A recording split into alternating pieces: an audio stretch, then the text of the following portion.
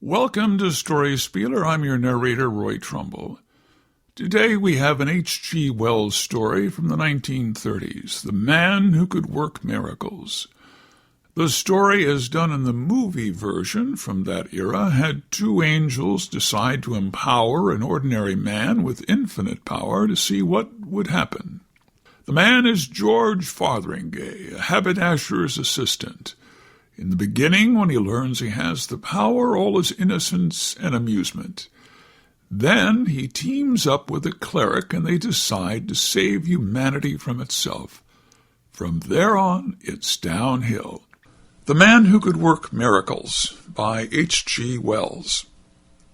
It is doubtful whether the gift was innate. For my own part, I think it came to him suddenly. Indeed, until he was 30, he was a skeptic and did not believe in miraculous powers. And here, since it is the most convenient place, I must mention that he was a little man and had eyes of a hot brown, very erect red hair, a mustache with ends that he twisted up, and freckles. His name was George McWhirter Fotheringay, not the sort of name by any means to lead to any expectation of miracles, and he was a clerk at Gumshots. He was greatly addicted to assertive argument. It was while he was asserting the impossibility of miracles that he had his first intimation of his extraordinary powers. This particular argument was being held in the bar of the Long Dragon, and Teddy Beamish was conducting the opposition by a monotonous but effective "so you say." That drove Mr. Fotheringay to the very limit of his patience. There were present besides these two a very dusty cyclist, landlord Cox, and Miss Maybridge, the perfectly respectable and rather portly barmaid of the Dragon. Miss Maybridge was standing with her back to Mr. Fotheringay, washing glasses, and others were watching him, more or less amused by the present ineffectiveness of the assertive method. Goaded by the Torres Vedras tactics of Mr. Beamish, Mr. Fotheringay determined to make an unusual rhetorical effort. "Look ye here, Mr. Beamish," said Mr. Fotheringay. "Let us clearly understand what a miracle is. It's something contrariwise to the course of nature done by power of will, something what couldn't happen without being specifically willed." "So you say," said Mr. Beamish, repulsing him. Mr. Fotheringay appealed to the cyclist, who had hitherto been a silent auditor, and received his assent, given with a hesitating cough and a glance at Mr. Beamish. The landlord would express no opinion, and Mr. Fotheringay, returning to Mr. Beamish, received the unexpected concession of a qualified assent to his definition of a miracle. "For instance," said Mr. Fotheringay, greatly encouraged, "here would be a miracle. That lamp in the normal course of nature wouldn't burn like that upsy down, could it, Beamish?" "You say it couldn't," said Beamish. "And you," said Fotheringay, "you don't mean to say, eh?" "No," said Beamish reluctantly, "no, it couldn't." "Very well," said Mr. Fotheringay. "Then here comes someone, as it might be me, along here, and stands, as it might be here, and says to that lamp, as I might do, collecting all my will, 'Turn upsy down without breaking, and go on burning steadily,' and hullo!" It was enough to make anyone say hullo. The impossible, the incredible, was visible to them all. The lamp hung inverted in the air, burning quietly with its flame pointing down. It was as solid, as indisputable as ever a lamp was, the prosaic, common lamp of the Long Dragon bar. Mr. Fotheringay stood with an extended forefinger and the knitted brows of one anticipating a catastrophic smash. The cyclist, who was sitting next to the lamp, ducked and jumped across the bar. Everybody jumped, more or less. Miss Maybridge turned and screamed. For nearly 3 seconds the lamp remained still. A faint cry of mental distress came from Mr. Fotheringay. "I can't keep it up," he said, "any longer." He staggered back, and the inverted lamp suddenly flared, fell against the corner of the bar, bounced aside, smashed upon the floor, and went out. It was lucky it had a metal receiver, or the whole place would have been in a blaze. Mr. Cox was the first to speak, and his remark, shorn of needless excrescence, was to the effect that Fotheringay was a fool. Fotheringay was beyond disputing even so fundamental a proposition as that. He was astonished beyond measure at the thing that had occurred. The subsequent conversation threw absolutely no light on the matter so far as Fotheringay was concerned. The general opinion not only followed Mr. Cox very closely, but very vehemently.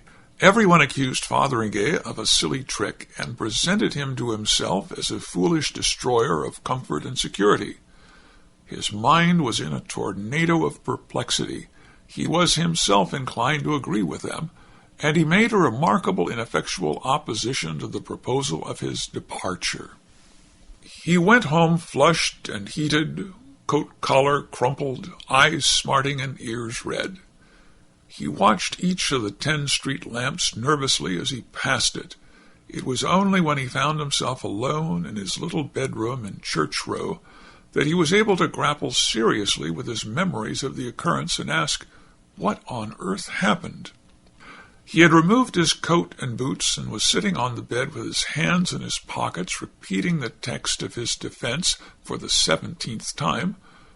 I didn't want the confounded thing to upset, when it occurred to him that at the precise moment he had said the commanding words, he had inadvertently willed the thing, he said, and that when he had seen the lamp in the air, he had felt it depended on him to maintain it there without being clear how this was to be done.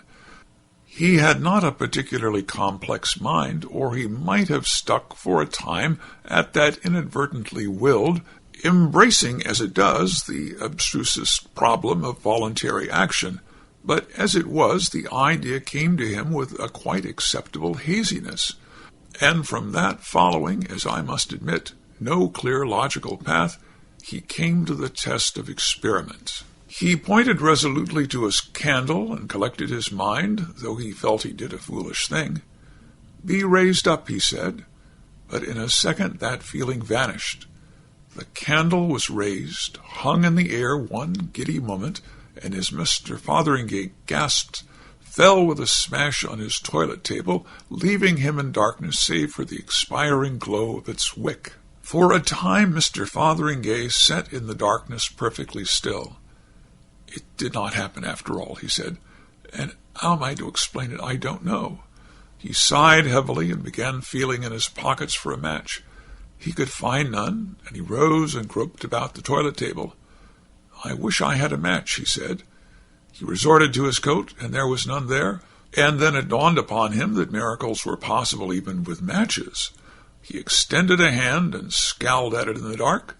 Let there be a match in that hand, he said. He felt some light object fall across his palm, and his fingers closed upon a match. After several ineffectual attempts to light this, he discovered it was a safety match. He threw it down, and then it occurred to him he might have willed it lit. He did, and perceived it burning in the midst of his toilet-table mat. He caught it up hastily, and it went out. His perception of possibilities enlarged, and he felt for and replaced the candle in its candlestick. Here, you be lit, said Mr. Fotheringay, and forthwith the candle was flaring, and he saw a little black hole in the toilet cover with a wisp of smoke rising from it. For a time he stared from this to the little flame and back, and then looked up and met his own gaze in the looking-glass. By this help he communed with himself in silence for a time. How about miracles now? Said Mr. Fotheringay at last, addressing his reflection. The subsequent meditations of Mr. Fotheringay were of a severe but confused description. So far he could see it was a case of pure willing with him. The nature of his experience so far disinclined him for any further experiments, at least until he had reconsidered them. But he lifted a sheet of paper and turned a glass of water, pink and then green, and he created a snail, which he miraculously annihilated, and he got himself a miraculous new toothbrush. Somewhere in the small hours he had reached the fact that his willpower must be of a particularly rare and pungent quality, a fact of which he had certainly had inklings before, but no certain assurance. The scare and perplexity of his discovery was now qualified by pride in his evidence of singularity and by vague intimations of advantage. He became aware that the church clock was striking 1, and as it did not occur to him that his daily duties at Gottschalk's might be miraculously dispensed with, he resumed undressing in order to get to bed without further delay. As he struggled to get his shirt over his head, he was struck with a brilliant idea. "Let me be in bed," he said, and found himself so. "Undressed," he stipulated, and finding the sheets cold, added hastily, "and in my nightshirt. No, in a nice soft woolen nightshirt. Ah," he said with immense enjoyment, "and now let me be comfortably asleep." He awoke at his usual hour, and was pensive all through breakfast time, wondering whether his overnight experience might not be a particularly vivid dream. At length his mind turned again to cautious experiments.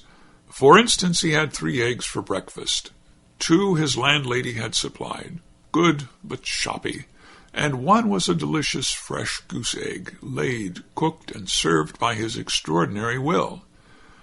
He hurried off to Gottschalk's in a state of profound but carefully concealed excitement, and only remembered the shell of the 3rd egg when his landlady spoke of it that night.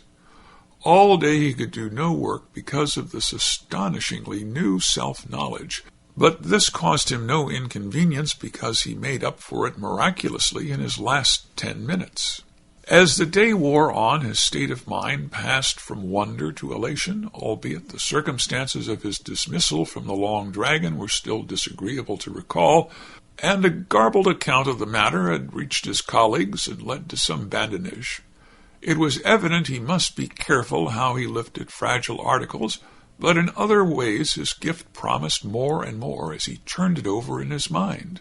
He intended, among other things, to increase his personal property by unobstentious acts of creation.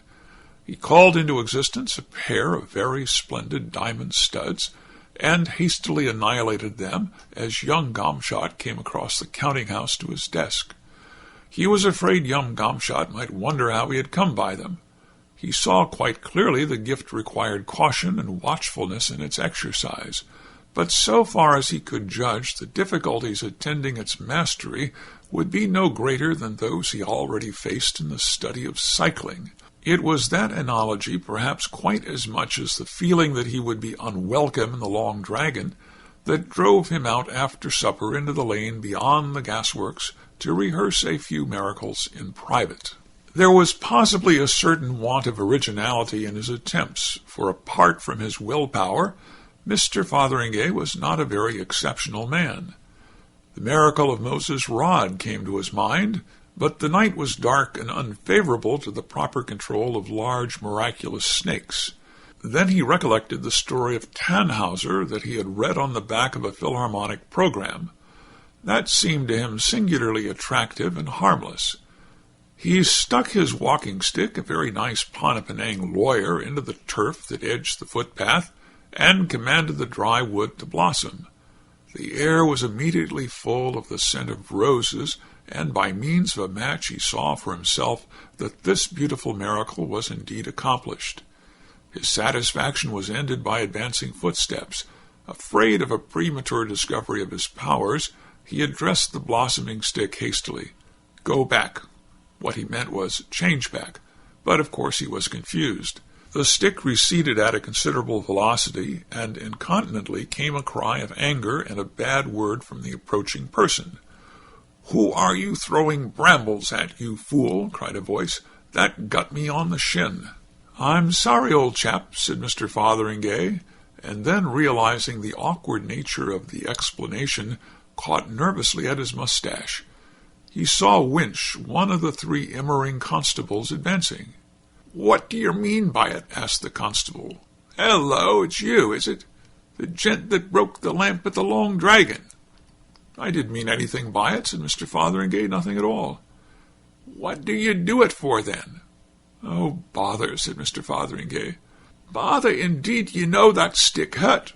What do you do it for, eh?" For the moment Mr. Fotheringay could not think what he had done it for. His silence seemed to irritate Mr. Winch. You've been assaulting the police, young man, this time. That's what